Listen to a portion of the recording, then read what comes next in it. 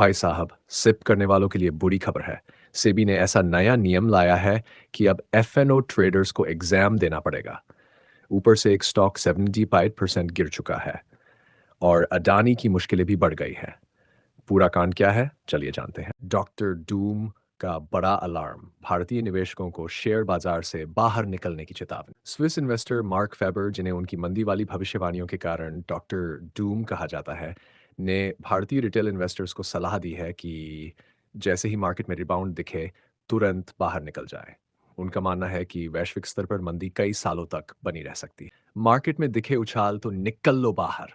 NDTV profit को दिए interview में फेबर ने कहा कि दुनिया भर के शेयर बाजार कई सालों तक दबाव में रह सकते हैं। उन्होंने चेतावनी दी कि महंगाई की वजह से रिटर्न्स का सिर्फ एक आभास हो सकता है, लेकिन असल में निवेश की वैल्यू गिरती रहेगी। क्यों दी गई ये चेतावनी?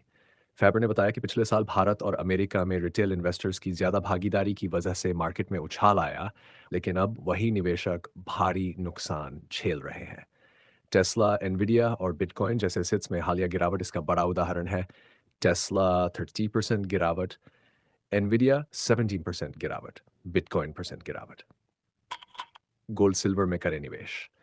फेबर का कहना है कि भारतीय रुपये की वैल्यू गोल्ड, सिल्वर और प्लेटिनम के मुकाबले कमजोर हो सकती है, इसलिए इन मेटल्स में निवेश एक सुरक्षित विकल्प हो सकता है। अमेरिकी इक्विटी मार्केट को फेबर ने इतिहास का सबसे बड़ा बुलबुला बताया है, जहां असली इकोनॉमी की तुलना में मार्केट बेहद ओवर वैल्यूड है लगे। अडानी ग्रुप पर बड़ा संकट, यूएस कोर्ट का समन गुजरात कोर्ट के जरिए गौतम अडानी को भेजा गया। भारत के कानून मंत्रालय ने अहमदाबाद की अदालत को निर्देश दिया है कि वह अमेरिका के एससी सिक्योर्ड एक्सचेंज कमिश्नर समन गौतम अडानी को भेजे। ये कदम हेग कन्वेंशन के तहत उठाया गया है, जिसके तहत भारत किसी भी हेग साइनिंग देश जैसे अमेरिका के अनुरोध पर अपने नागरिकों को कानूनी नोटिस भेजने के लिए बाध्य है। एसईसी ने गौतम अडानी और उनके भतीजे सागर अडानी पर अमेरिकी निवेशकों से धोखाधड़ी और ड्यूअर $665 मिलियन की रिश्वतखोरी के आरोप लगाए हैं। आरोप है कि उन्होंने भारतीय सरकारी अधिकारियों को करोड़ों डॉलर की रिश्वत देकर ऊंची कीमतों पर एनर्जी कॉन्ट्रैक्ट्स हासिल किए, जिससे अडानी ग्रीन और एजर पावर को फायदा पहुंचा। यह मामला US district court, eastern district of New York में लंबित है। हालांकि अडानी ग्रुप को उम्मीद है कि अमेरिकी राष्ट्रपति डोनाल्ड की नई सरकार इस मामले में नरमी बरतेगी, क्योंकि उन्होंने फॉरेन करप्ट प्रैक्टिसेस एक्ट एफसीपीए को लागू करने पर रोक लगा दी। दोस्तों, इंडियन म्यूचुअल फंड इंडस्ट्री में इस बार जो हुआ है वो सच में चौंकाने वाला है। एसईपी यानी सिस्टमैटिक इन्वेस्टमेंट प्लान को लोग तेजी से छोड़ रहे हैं न्यूज़, और फरवरी 2025 में इसका स्टॉपेज रेशियो 102% तक पहुंच गया है। जनवरी में ये 109% था, मतलब एक महीने में ही हालात और बिगड़ गए। अब इसका मतलब क्या है? सेप स्टॉपेज रेशियो बताता है कि जितने नए सेप अकाउंट खुले, उससे ज़्यादा लोगों ने अपने अकाउंट बंद कर दिए। फरवरी में 44.56 लाख नए सिप अकाउंट खुले, लेकिन 57.70 लाख अकाउंट बंद हो गए। इसका एक कारण बाद 15 लाख अकाउंट्स का 2024 के डेटा से रिकन्सिलिएशन भी है, लेकिन फिर भी ये संख्या काफ़ी बड़ी है।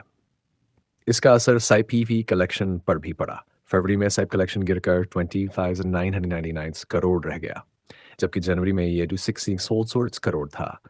इक्विटी नेट इनफ्लोज भी 9,688 करोड़ से गिरकर 29,303 करोड़ हो गए। डेट फंड्स में तो हालत और ख़राब है। जनवरी में जहां 1,652 करोड़ की नेट इनफ्लोज थे, वहीं फरवरी में 16,525 करोड़ की नेट आउटफ्लोज हो गई। लेकिन सवाल यह है कि लोग साइप से इतना डर क्यों रहे हैं? मार्केट वोलाटिलिटी और इकोनॉमिक कंडीशंस को लेकर डर है, लेकिन एक्सपर्ट्स कहते हैं कि साइप में बने रहना ही सही रणनीति है।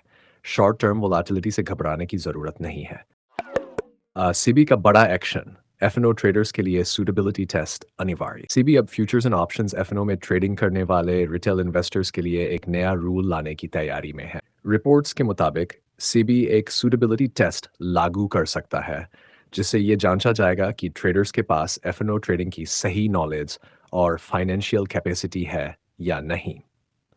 एनडीटीवी प्रॉफिट की रिपोर्ट के मुताबिक सेबी की सेकेंडरी मार्केट एडवाइजरी कमेटी जल्द इस पर चर्चा करेगी। इस टेस्ट का मकसद ये देखना है कि रिटेल इन्वेस्टर्स को एफएनओ के हाई रिस्क सेगमेंट की पूरी समझ है या नहीं। ब्रोकरेज फर्म्स भी इसमें अहम भूमिका निभाएंगी, क्योंकि वे ट्रेडर्स की एलिजिबिलिटी को इवैल्यूएट करेंगे। सेबी के पिछले एक्शन, सेबी पहले भी एफएनओ मार्केट को रेगुलेट करने के लिए सख्त कदम उठा चुका है। जैसे लिमिटेड वीकली ऑप्शन एक्सपायरी, हर एक्सचेंज पर सिर्फ एक साप्ताहिक expiry, mandatory upfront premium payment, एफ&ओ बायर्स के लिए एडवांस प्रीमियम पेमेंट जरूरी, स्ट्रिक्टर इंट्राडे मॉनिटरिंग, रोजाना 4 बार पोजीशन चेक और लिमिट ब्रीच पर सख्त penalty, minimum contract value, index derivatives के लिए 15 लाख की मिनिमम कॉन्ट्रैक्ट वैल्यू तय, जेंसोल इंजीनियरिंग 75% गिरावट, सीएफओ का इस्तीफा और डिफॉल्ट का खतरा। जेंसोल इंजीनियरिंग के शेयरों में जबरदस्त गिरावट देखी गई है। पिछले 9 महीनों में इस स्टॉक ने 75% तक का नुकसान झेला है। जून डॉटी स्टोर में इसने ऑन वेवर 25.75 का पीक छुआ था, जो अब 289.9 पर आ गया है। इस गिरावट की कई वजहें सामने आई हैं। सीएफओ का इस्तीफा, सीएफओ अंकित जैन ने पर्सनल रीजन बताते हुए अपने पद से इस्तीफा दे दिया है, जो 13 मार्च 2025 से प्रभावी होगा। रेटिंग डाउनग्रेड, केयर और आइक्रा ने कंपनी के बैंक लोन को डी ग्रेड में डाउनग्रेड किया है, जिसका मतलब है डिफॉल्ट स्टेट्स। दस्तावेजों में गड़बड़ी, कंपनी पर अपने डेट सर्विसिंग ट्रैक रिकॉर्ड को लेकर फर्जी दस्तावेज दिखाने का आरोप है।